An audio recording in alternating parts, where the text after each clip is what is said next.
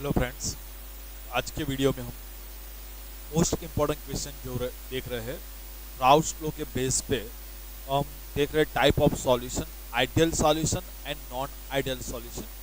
Non ideal solution में दो तरह के होता है, पॉजिटिव डेविएशन और नेगेटिव डेविएशन। तो वो पॉजिटिव डेविएशन नेगेटिव डेविएशन बहुत इंपॉर्टेंट है, एग्जाम पॉइंट ऑफ व्यू याद रखें। तो हम देखते हैं कभी हमको सॉल्यूशन बनाना है तो हम क्या करते हैं, दो कंपोनेंट को मिक्स करके सॉल्यूशन बनाते हैं। तो मेरे पास दो लिक्विड कंपोनेंट है, लिक्विड ए और दूसरा कंपोनेंट है लिक्विड बी। आप उसको सॉल्यूट सॉल्वेंट भी बोल सकते हो, एक सॉल्यूट है और एक सॉल्वेंट। ओके, तो लिक्विड ए जब कंपोनेंट होता है तो उसके सरफेस पे सिर्फ और ए के ही पार्टिकल होते हैं, मॉलिक्यूल ऑफ ए ही होगा क्योंकि एक ही है लिक्विड ए। तो इसमें ए और ए के बीच में इंटरेक्शन होता है। तो in liquid A there is a interaction between the A और मेरे पास एक दूसरा कंपोनेंट है लिक्विड बी। लिक्विड बी में सरफेस पे सिर्फ बी के पार्टिकल ही होंगे। तो there is a intermolecular attraction between the particle B B B. जब ये दोनों को मैं मिक्स करके जब सॉल्यूशन बनाता हूं ए प्लस बी, तो सरफेस पे ए के पार्टिकल भी होंगे और पार्टिकल बी भी होंगे। अब देखो यहां पे क्या होता है, सिर्फ और सिर्फ ए के बीच में अट्रैक्शन होता है, इंटरेक्शन होता है। यहां पे बी के पार्टिकल के बीच में इंटरेक्शन होता है और यहां पे ए और बी के बीच में पार्टिकल में इंटरेक्शन होता है। तो जब सॉल्यूशन बनता है तो क्या होता है, तो जो कंपोनेंट ए में ए के बीच में इंटरेक्शन होगा ना, वो ब्रेक होगा। और ये इंटरेक्शन ब्रेक करने के लिए हमको एनर्जी सप्लाई करनी पड़ती है, मतलब during this process heat absorb होगी, मतलब therefore it is a endothermic reaction. और जब बी पार्टिकल के बीच में बी के इंटरेक्शन होगा, वो ब्रेक करना पड़ेगा, इसमें भी एनर्जी देनी पड़ेगी, मतलब हीट एब्सॉर्ब होगी, मतलब वो एंडोथर्मिक रिएक्शन। लेकिन जब सॉल्यूट और सॉल्वेंट को मिक्स करते हैं तो ये दोनों के बीच का बॉन्ड ब्रेक होगा और एक नया बॉन्ड बनेगा, फॉर्म होगा, ए बी इंटरेक्शन होगी। और जब ए और बी के बीच में इंटरेक्शन होती है तो नया हीट रिलीज होती है, वो एक्सोथर्मिक रिएक्शन। आपको एक्सप्लेन करने के लिए एग्जाम में आने वाला नहीं है। मतलब जब हम सॉल्यूट और सॉल्वेंट को मिक्स करके सॉल्यूशन बनाते हैं तो सॉल्यूट में सॉल्यूट पार्टिकल के बीच में इंटरेक्शन होता है, सॉल्वेंट में सॉल्वेंट के बीच में इंटरेक्शन होता है। दोनों को मिक्स करके जब सॉल्वेंट बनाते हैं, सॉल्यूशन बनाते हैं, तो एक और इंटरेक्शन होता है, सॉल्यूट और सॉल्वेंट के बीच में इंटरेक्शन होता है। ओके, चलो, मतलब there are three types of interaction, solute interaction, solvent interaction and solvent interaction. अब देखो जब भी हम मिक्स करेंगे ना तो वॉल्यूम चेंज होगा ना, वो डिनोट करेंगे विद डेल्टा वी मिक्सिंग। तो डेल्टा वी मिक्सिंग क्या है, डेल्टा वी मिक्स मतलब change in volume on mixing. जब दो कंपाउंड को मिक्स करेंगे तो वॉल्यूम में क्या चेंज होगा, वॉल्यूम कांस्टेंट भी रह सकता है, इंक्रीज भी हो सकता है, डिक्रीज भी हो सकता है। Change in enthalpy on mixing, तो एंथैल्पी इक्वल भी हो सकती है, ग्रेटर देन भी हो सकती है, मतलब कम भी हो सकती है, ज्यादा भी हो सकती है, या कांस्टेंट रह सकती है। डेल्टा एस मिक्स, तो change in entropy on mixing. जब भी हम सॉल्यूशन बनाएंगे तब याद रखना delta S mixing greater than 0। Delta G mixing, तो चेंज इन गिव्स एनर्जी ऑन मिक्सिंग। जब भी हम सॉल्यूशन बनाते हैं तो डेल्टा जी लेस देन 0 होगा।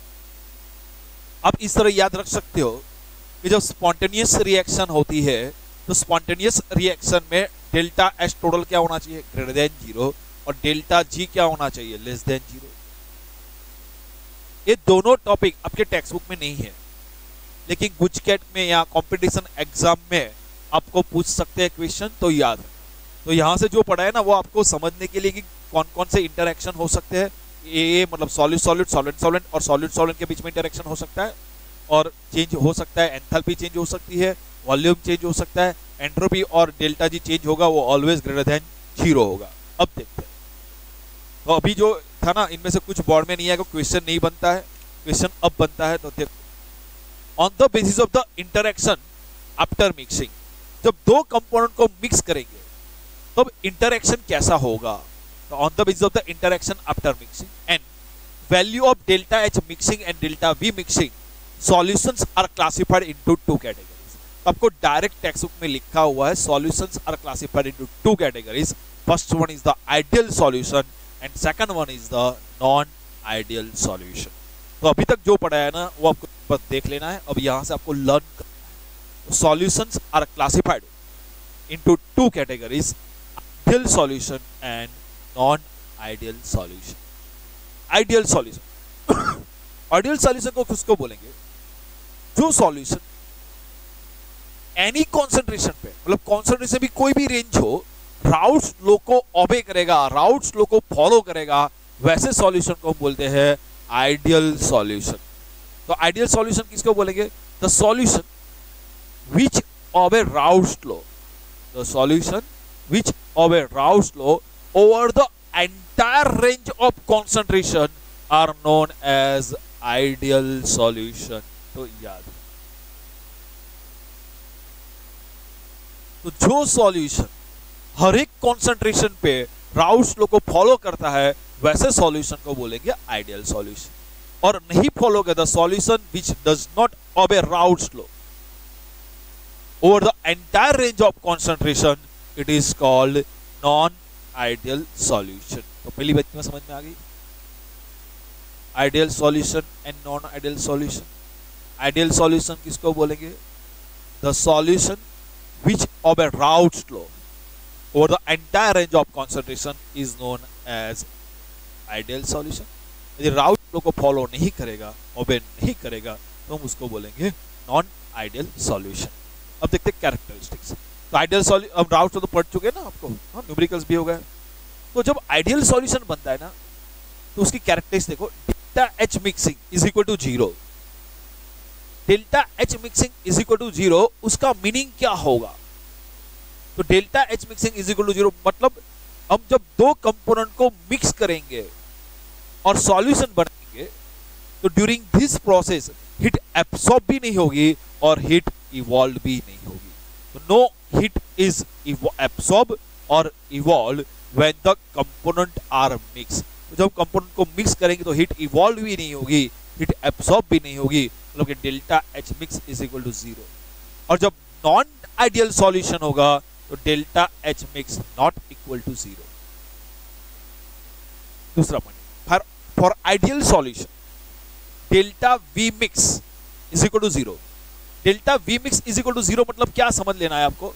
तो देखो मैंने एक सॉल्यूट लिया है, कंपोनेंट ए 5 ml लिया है और कंपोनेंट बी 10 ml लिया। इन दोनों को मिक्स करके जब सॉल्यूशन बनाया, तो सॉल्यूशन का वॉल्यूम कितना होना चाहिए? तो ये दोनों का समेशन 5 + 10 कितना होना चाहिए? 15 ml। तब देखो डिफरेंस कितना होगा, प्रोडक्ट कितना है 15, रिएक्टेंट कितना है 15, मतलब चेंज इन वॉल्यूम कितना हो जाएगा? 0। तो आइडियल सॉल्यूशन होता है ना, तो इसके लिए delta V mix is equal to 0, मतलब volume of the solution is equal to the sum of volume of the two component. दो कंपोनेंट के वॉल्यूम का समेशन करो, इतना ही होगा वॉल्यूम सॉल्यूशन का। For non ideal solution delta V mix not is equal to 0। Third point, ideal solution होता है ना, तो देखो पहले मैंने कंपोनेंट ए लिया, तो कंपोनेंट ए में क्या अट्रैक्शन होता है? ए के बीच में अट्रैक्शन इंटरेक्शन होता है। कंपोनेंट बी में क्या इंटरेक्शन होता है? बी बी इंटरेक्शन होता है। और जो दोनों को मिक्स करके जो सॉल्यूशन बनेगा, तो एक नया इंटरेक्शन होगा, ए बी। तो आइडियल सॉल्यूशन में याद रखना, ये जो कंपोनेंट के जो बीच में जो इंटरेक्शन है वो नियरली सेम होनी चाहिए। तो ए के बीच में इंटरेक्शन है, बी बी के इंटरेक्शन है, और जो नया इंटरेक्शन ए बी के बीच में होता है वो नियरली सेम होना चाहिए। नियरली सेम होगा आइडियल सॉल्यूशन में, और तभी आइडियल सॉल्यूशन बन पाएगा। तो याद रखना, in ideal solution there is a interaction between A, interaction between B and interaction between A and B are nearly same. और मैं सर बोल सकता हूं interaction between solid solid particle, interaction between solid, फिर से बोलता हूं, interaction between solid solid particle, interaction between solvent particle and interaction between solvent particle are nearly same। और यहां पे इक्वल होगा, यहां पे नॉट इक्वल कर दो। अब देखो आइडियल सॉल्यूशन होता है ना, वो राउस लॉ को फॉलो करता है। तो राउस लॉ को फॉलो करेगा, ओबे करेगा, तो हमने राउस लॉ की जो फॉर्मूला यूज की थी वो यहाँ पे हो जाएगा। तो P total is equal to क्या हो जाएगा, P A zero X A plus P zero B X B. P A के लिए फॉर्मूला क्या था, P A is equal to P A zero into X है, वो फॉर्मूला अप्लाई कर दो। पीबी के क्या फॉर्मूला है, P B is equal to P zero B into X B, तो वो फॉर्मूला अप्लाई होगी, वहां पे क्या होगा, नॉट इक्वल हो जाएगा। चलो आइडियल और नॉन आइडियल सॉल्यूशन के बीच का डिफरेंस। ओके, तो आइडियल सॉल्यूशन किसको बोलेंगे, जो solution entire range of concentration के लिए राउस लॉ को फॉलो करे, ओबे करे, तो आइडियल सॉल्यूशन। नहीं करेगा तो non ideal solution. For ideal solution delta H mix is equal to 0, यहाँ पे not is equal to 0, delta V mix is equal to 0, delta V mix is equal to 0, सब सॉलिड सॉलिड सॉलिड सॉलिड और solid solid interaction equal, not equal. Raoult's law follow करेगा तो मतलब Rouse law की जो formula होगी ना वहां पे इक्वल होगा, यहाँ पे नॉट इक्वल होगा। इतना पॉइंट समझ में आ गया। हमने 11th में देखा था आइडियल गैस की तरह, आइडियल गैस देखा था ना, उसी तरह यहाँ पे आइडियल सॉल्यूशन भी। तो देखो सॉल्यूशन इन विच, तो देखो तो आइडियल सॉल्यूशन पॉसिबल नहीं है, बहुत कम है। तो प्रैक्टिकली देखो तो आइडियल सॉल्यूशन नहीं होता है। फिर भी solution in which both the component having nearly same polar nature, जो कंपोनेंट का पोलर नेचर नियरली इक्वल है और दोनों के मॉलिक्यूलर साइज का डिफरेंस बहुत कम है, वैसे कंपोनेंट एक दूसरे में मिक्स होकर आइडियल सॉल्यूशन बना सकते हैं। तो ए पॉइंट भी आपके टेक्स्ट बुक में नहीं है, ये पॉइंट आपके टेक्स्ट बुक में नहीं। तो याद रखें कौन कौन से कंपोनेंट आइडियल सॉल्यूशन बना सकते हैं। तो ऐसे दो कंपोनेंट जिसकी पोलैरिटी नियरली सेम और मॉलिक्यूलर साइज में डिफरेंस बहुत कम है, वैसे कंपोनेंट आइडियल सॉल्यूशन बना सकते हैं। देखो solution in which both the component having nearby same polar nature as well as the molecular size will form ideal solution. देखो तो बेंजीन और टॉल्यूइन, तो बेंजीन और टॉल्यूइन दोनों नॉन पोलर है और दोनों की साइज में डिफरेंस कम है। यहाँ पे इसे कंपैरिजन में यहाँ पे एक कार्बन ज्यादा है। देखो mixture of methanol and ethanol, methanol भी पोलर है, इथेनॉल भी पोलर है। तो methanol and ethanol both are polar, same nature, और साइज देखो एक कार्बन की ज्यादा है। क्लोरोइथेन एंड ब्रोमोइथेन, ClBr, दोनों पोलर है, हेलो अल्केन, दोनों पोलर है और साइज डिफरेंस भी कम है। Normal hexane and normal heptane both are non polar, normal hexane normal दोनों नॉन पोलर है और दोनों की साइज में एक ही कार्बन का डिफरेंस है।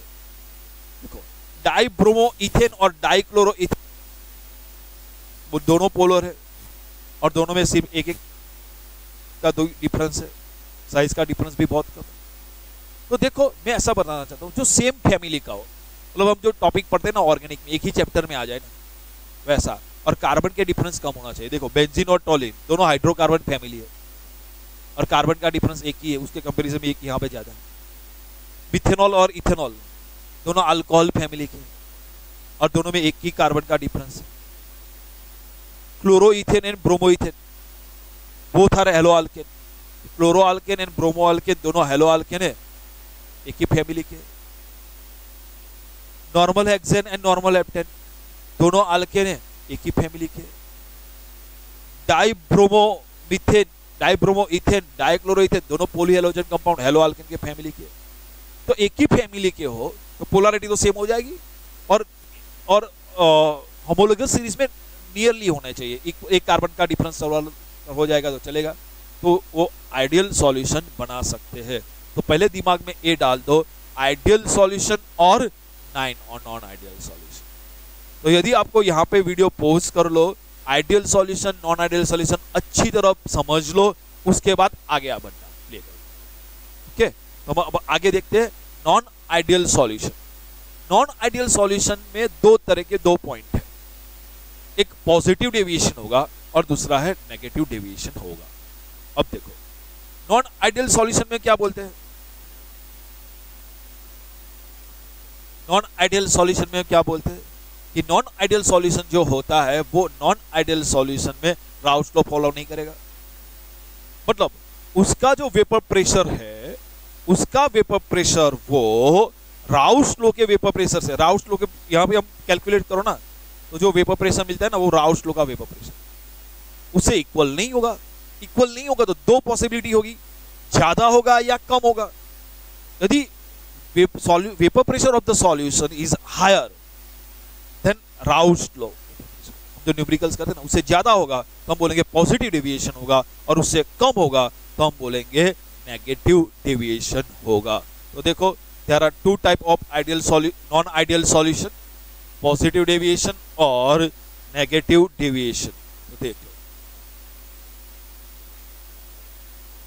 Non ideal solution, non ideal solution में दो तरह के हैं, एक है पॉजिटिव डेविएशन और दूसरा है negative deviation. Non ideal solution मैंने बताया कि इसमें जो वेपर प्रेशर होगा वो राउल्स लॉ का प्रेशर जितना नहीं होगा। तो when vapour pressure of the non ideal solution is higher than the predicted by the Raoult's law, then the solution exhibits the positive deviation. मतलब राउल्स लॉ के vapour pressure से यदि उस सॉल्यूशन का वेपर प्रेशर ज्यादा होगा, मतलब P total greater than PA0 XA plus P0 भी XB, मतलब यहाँ पे हमको जो प्रेशर मिलेगा ना वो राउल्स लॉ से मिलेगा। तो राउल्स लॉ से जो प्रेशर मिलेगा उससे उसकी वैल्यू क्या होगी, ज्यादा होगी। तो वैसे पूरे सॉल्यूशन को हम क्या बोलेंगे, वो नॉन आइडियल सॉल्यूशन तो क्या बोलेंगे, पॉजिटिव डेविएशन शो करेगा। तो याद कर लो पहले अच्छी तरह, the vapor pressure of the non-ideal solution is higher than the predicted by the Raoult's law, then the solution exhibits the positive deviation। और सोचो यदि वेपर प्रेशर राउल्ट्स लॉ से कम होगा तो क्या एग्जिबिट करेगा, नेगेटिव डेविएशन। तो vapour pressure of the non ideal solution is lower than the predicted by the Raoult's law, then the solution exhibits the negative deviation. तो पहले समझ लो नॉन आइडियल सॉल्यूशन के दो टाइप है। नॉन आइडियल सॉल्यूशन में positive deviation हो सकता है या नेगेटिव डेविएशन हो सकता है। जब नॉन आइडियल सॉल्यूशन में पॉजिटिव डेविएशन होता है, जब नॉन आइडियल सॉल्यूशन में पॉजिटिव डेविएशन होता है तो हम बोलेंगे उसका वेपर प्रेशर राउल्ट्स लॉ से जो हमने एक्सपेक्ट करते हैं ना, राउल्ट्स लॉ के हम न्यूमेरिकल करेंगे ना, उससे ज्यादा होगा तो पॉजिटिव डेविएशन, और कम होगा तो नेगेटिव डेविएशन। तो पहले इतना याद कर ले। पॉजिटिव डेविएशन में क्या बोलेंगे, वेपर प्रेशर हाई होगा compare to Raoult's law. Negative deviation में क्या बोलेंगे, वेपर प्रेशर कम होगा कंपेयर टू राउल्ट्स लॉ। इतना बात याद रहेगा। अब आगे पॉइंट देखते हैं। ओके, सेकंड पॉइंट, अब वेपर प्रेशर कम हाई क्यों होगा पॉजिटिव डेविएशन। तो देखो पॉजिटिव डेविएशन में क्या होता है कि जब जो सॉल्यूशन बनता है ना, वो सॉल्यूशन में ए और बी के बीच में जो इंटरेक्शन है वो ए और बी में जो इंटरेक्शन होता है ना, उससे वीक इंटरेक्शन होगा। अब समझ लो ए और बी के बीच में जो इंटरेक्शन है उसके कंपैरिजन में यहां पे ए बी के बीच में इंटरेक्शन वीक होगा। यदि ए बी के बीच में इंटरेक्शन वीक होगा तो उसकी टेंडेंसी क्या होगी, इंटरेक्शन कम होगा तो वो इजीली इस सरफेस छोड़ के एस्केप होके चले जाएगी, लिक्विड सरफेस एस्केप कर देगा और कहां पे कन्वर्ट हो जाएगा, वेपर में कन्वर्ट हो जाएगा। तो वेपर ज्यादा बनेगी, वेपर ज्यादा बनेगी तो वेपर प्रेशर ज्यादा होगा, और वेपर प्रेशर ज्यादा होता है मतलब क्या बोलेंगे, वो पॉजिटिव डेविएशन शो करेगा। तो समझ लेना पॉजिटिव कब होगा, तब जब ए बी इंटरेक्शन मतलब सॉल्यूट एंड सॉल्वेंट के बीच का इंटरेक्शन, सॉल्वेंट और सॉल्यूट इंटरेक्शन से वीक होगा। तो ए सॉल्यूट और सॉल्वेंट में से इजीली सरफेस छोड़ देगा, वेपर में कन्वर्ट हो जाएगा, वेपर ज्यादा बढ़ेगा तो वेपर प्रेशर ज्यादा होगा, और कौन सा डेविएशन शो करेगा, पॉजिटिव डेविएशन शो करेगा। तो देखो A B interactions are weaker, मतलब जो नया बॉन्ड बनता है वो solute solvent interactions are weaker than those between A and B, मतलब सॉल्यूट या सॉल्वेंट के बीच में जो इंटरेक्शन होता है इसके कंपैरिजन में नया जो इंटरेक्शन होता है सॉल्यूट और सॉल्वेंट के बीच में इंटरेक्शन होता है वो वीक होगा। अभी नया इंटरेक्शन वीक होगा, उसका मीनिंग क्या हुआ कि ए और B will find it easier to escape from the surface. यदि यहाँ पे ए और बीच के बीच में इंटरेक्शन वीक होगा तो इजीली वेपर में कन्वर्ट हो जाएगा। This increases the vapour pressure. यदि वेपर ज्यादा बनेगा तो increase the vapour pressure, vapour pressure increase हो जाएगा एंड वेपर प्रेशर इंक्रीज होगा कंपेयर टू राउस लॉ से हम जो प्रिडिक्ट किया है उससे ज्यादा हो जाएगा, तो हम बोलेंगे गिव्स ए पॉजिटिव डेविएशन। वो कौन सा डेविएशन शो करता है? Positive deviation. अब देखो नेगेटिव डेविएशन में क्या होगा? नेगेटिव डेविएशन में जो नया इंटरेक्शन है ना ए और बी इज हायर, स्ट्रॉन्गर होगा। तो नया इंटरेक्शन, अब देखो यदि ए बी का इंटरेक्शन मतलब सॉल्वेंट और सॉल्वेंट के बीच में जो इंटरेक्शन है वो इंटरेक्शन यदि सॉल्यूट सॉल्यूट के बीच में जो इंटरेक्शन है, सॉल्वेंट सॉल्वेंट के बीच में जो इंटरेक्शन है उससे ज्यादा होगा। यदि ए बी के पार्टिकल के बीच में इंटरेक्शन ज्यादा होगा तो उसकी टेंडेंसी वेपर में कन्वर्ट होने की क्या होगी? कम होगी। यदि उसकी टेंडेंसी वेपर में कन्वर्ट होने की कम होगी तो वेपर ज्यादा नहीं बनेगी। यदि वेपर कम बनेगी तो वेपर प्रेशर क्या होगा? डिक्रीज हो जाएगा। और वेपर प्रेशर डिक्रीज होता है तो हम क्या बोलते हैं उसको? कंपेयर टू राउस लॉ से कम हो जाएगा तो हम क्या बोलेंगे? Negative deviation. तो देखो, तो आपको याद रखना है अट्रैक्शन के बेस पे पॉजिटिव डेविएशन में ए बी पार्टिकल मतलब सॉल्यूट सॉल्वेंट के बीच में इंटरेक्शन वीक होगा। इंटरेक्शन वीक होगा तो इजीली वेपर में कन्वर्ट होगा, इजीली वेपर में कन्वर्ट होगा तो वेपर प्रेशर ज्यादा होता है तो पॉजिटिव डेविएशन होगा। नेगेटिव डेविएशन में क्या होगा? ए बी इंटरेक्शन मतलब interaction between solute and solvent particle are stronger. यदि ए बी पार्टिकल के बीच में सॉल्यूट सॉल्वेंट के बीच में इंटरेक्शन स्ट्रॉन्ग होगा, यदि इंटरेक्शन स्ट्रॉन्ग होगा तो इजीली वेपर में कन्वर्ट नहीं होगा। यदि वो इजीली वेपर में कन्वर्ट नहीं होगा तो वेपर प्रेशर क्या होगा? कम होगा। तो क्या शो करेगा? Negative deviation. देखो, the A B interactions are stronger than A और बी बी। यदि इंटरेक्शन स्ट्रॉन्ग होगा तो उसकी टेंडेंसी नहीं होगी, this decrease the escaping tendency of the molecule of A and B component. तो ए और बी कंपोनेंट की सरफेस छोड़ने की टेंडेंसी कम हो जाएगी, मतलब वेपर कम बनेगा, therefore decrease the vapour pressure resulting in the negative deviation from Rouse law. तो पॉजिटिव डेविएशन और नेगेटिव डेविएशन में क्या याद रखना है? बोलो फिर से। पॉजिटिव डेविएशन में नया जो अट्रैक्शन होगा सॉलिड और सॉल्वेंट के बीच में वो कम होगा पहले के कंपैरिजन, तो अट्रैक्ट इंटरेक्शन वीक होगा, इजीली वेपर में कन्वर्ट हो जाएगा तो पॉजिटिव डेविएशन। नेगेटिव डेविएशन में क्या याद करेंगे? सॉल्यूट और सॉल्वेंट के बीच में इंटरेक्शन पहले से ज्यादा होगा, यदि स्ट्रॉन्गर होगा तो वेपर नहीं बनेगी, वेपर कम बनेगी, वेपर कम बनेगी तो वेपर प्रेशर डिक्रीज होगा, तो हम बोलेंगे नेगेटिव डेविएशन शो करता है। इतनी बात समझ में आ गई? अब देखो एग्जाम्पल, तो पॉजिटिव डेविएशन तो आपको एग्जाम टेक्स्ट बुक पे नहीं लिखा है मैं आपको बता रहा हूँ, इस तरह याद कर लेना, क्योंकि आपको एग्जाम में एमसीक्यू में इस तरह क्वेश्चन पूछते हैं। आपको एग्जाम्पल दे दिया, आपको पता है कि इसमें कौन सा ये आइडियल सॉल्यूशन है या नॉन आइडियल सॉल्यूशन। यदि नॉन आइडियल सॉल्यूशन है तो कौन सा डेविएशन होगा, इसमें पॉजिटिव डेविएशन होता है या नेगेटिव डेविएशन। इस तरह के बहुत सारे क्वेश्चन एग्जाम में आते हैं। तो देखो पॉजिटिव डेविएशन, तो पॉजिटिव डेविएशन होगा तो इसमें दो कंपोनेंट हो गए, दो कंपोनेंट में से एक कंपोनेंट में ऑलरेडी पहले से एच बॉन्ड होगा और दूसरे कंपोनेंट में एच बॉन्ड नहीं होगा। एक कंपोनेंट में पहले से एच बॉन्ड होगा और दूसरे कंपोनेंट में एच बॉन्ड नहीं होगा, और यहाँ पे एच बॉन्ड ब्रेक होगा। लाइक एग्जांपल देखो, फर्स्ट इंपॉर्टेंट एग्जांपल है इथेनॉल और एसीटोन। यदि इथेनॉल और एसीटोन होता है तो क्या होता है? देखो पहले मैंने इथेनॉल लेता हूं, वो इथेनॉल के देखो, इथेनॉल का एक मॉलिक्यूल, इथेनॉल का एक मॉलिक्यूल, इथेनॉल का एक मॉलिक्यूल, तो इथेनॉल के मॉलिक्यूल में ये एच बॉन्ड है, उसका H प्लस, इसका O माइनस, इसका H प्लस डेल्टा, उसका O माइनस डेल्टा। तो इथेनॉल समझो, मैंने इथेनॉल एज ए सॉल्वेंट लिया है, तो इथेनॉल में सॉल्वेंट जो इंटरेक्शन होता है इसमें H बॉन्ड होता है। अब मैं इसमें एसीटोन ऐड करता हूं, तो ये होस्ट है इथेनॉल, इसमें मैं एसीटोन ऐड करता हूं तो इसके बीच में एसीटोन आ जाएगा। तो इथेनॉल के बीच में एसीटोन आ गया, मतलब इथेनॉल इथेनॉल के बीच में एसीटोन आ गया, मतलब इथेनॉल इथेनॉल के बीच में जो H बॉन्ड था वो ब्रेक हो गया।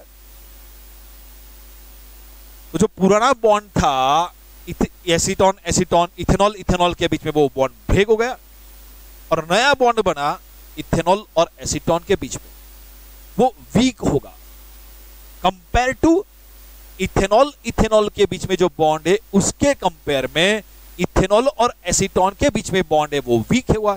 तो पहले के कंपैरिजन में जो नया बॉन्ड बना वो वीक है, और नया बॉन्ड वीक है तो वो इजीली वेपर में कन्वर्ट हो जाएगा, तो वेपर ज्यादा बनेगी, वेपर प्रेशर ज्यादा होगा, पॉजिटिव डेविएशन शो करेगा। तो ऐसे कौन कौन से एग्जांपल है जिसमें पहले से H बॉन्ड है दूसरे में नहीं है?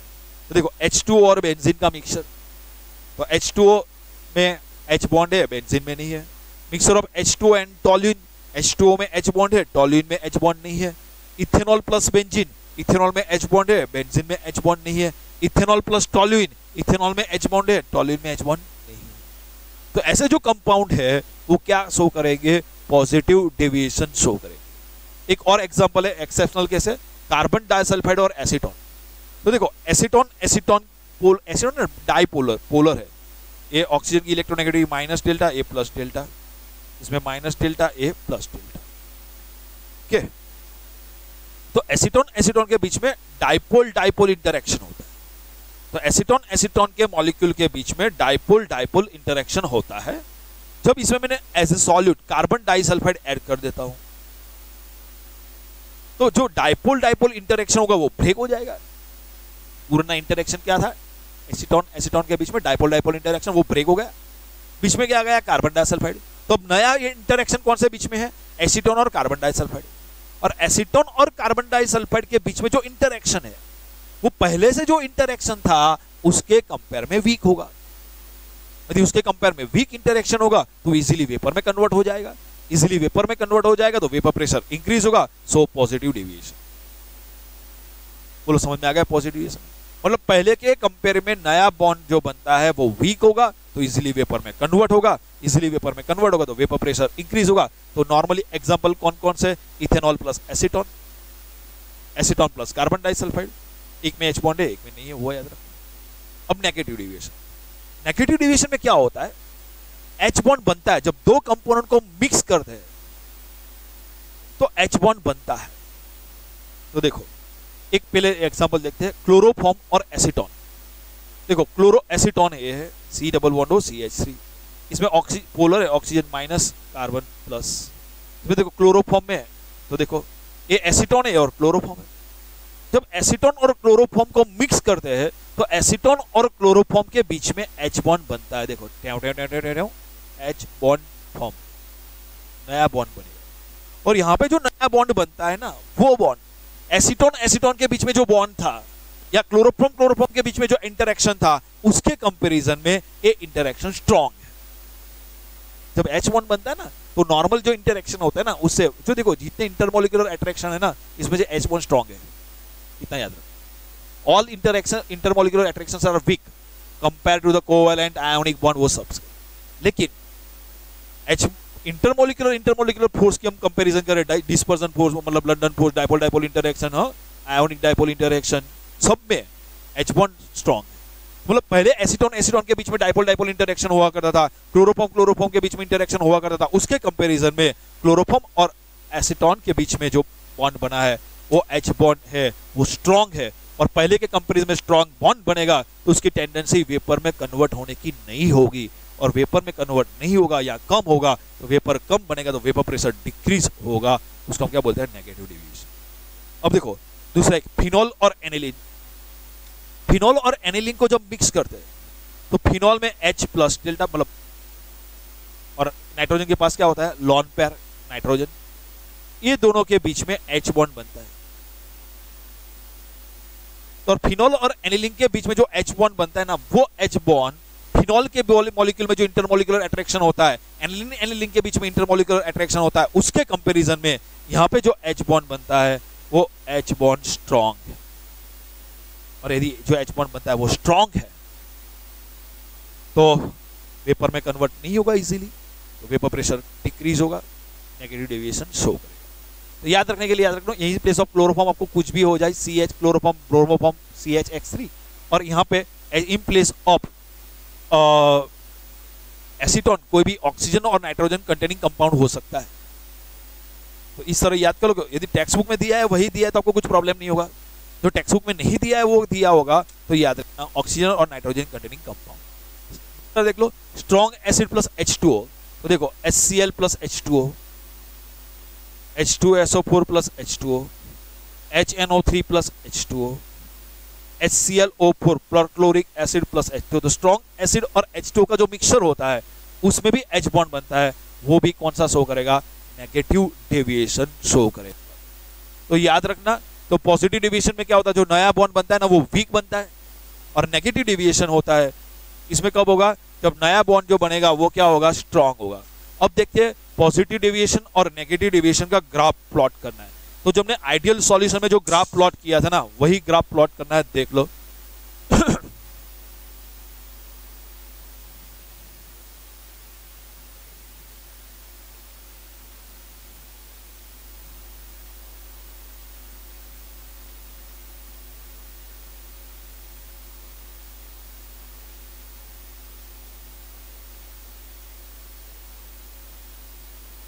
पॉजिटिव डेविएशन और नेगेटिव डेविएशन, जब पॉजिटिव डेविएशन होता है ना तो देखो पहले मैं आपको आइडियल सॉल्यूशन का जो ग्राफ है ना वही ड्रॉ कर लेता हूं जो हमने किया था।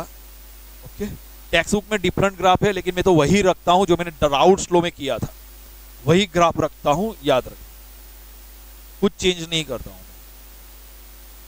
ओके, तो ये ब्लू पेन से जो ग्राफ है वो आइडियल सॉल्यूशन के लिए ग्राफ है, स्ट्रेट लाइन है। तो यहां पे है वेपर प्रेशर और यहां पे है मोल फ्रैक्शन, यहां पे है वेपर प्रेशर, तो vapour pressure against mole fraction का ग्राफ प्लॉट करना है। ओके, तो अब देखो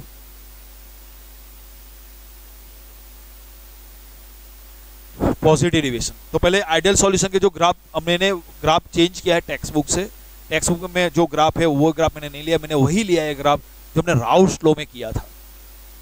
आपको भी एग्जाम में वही करना है, राउट्स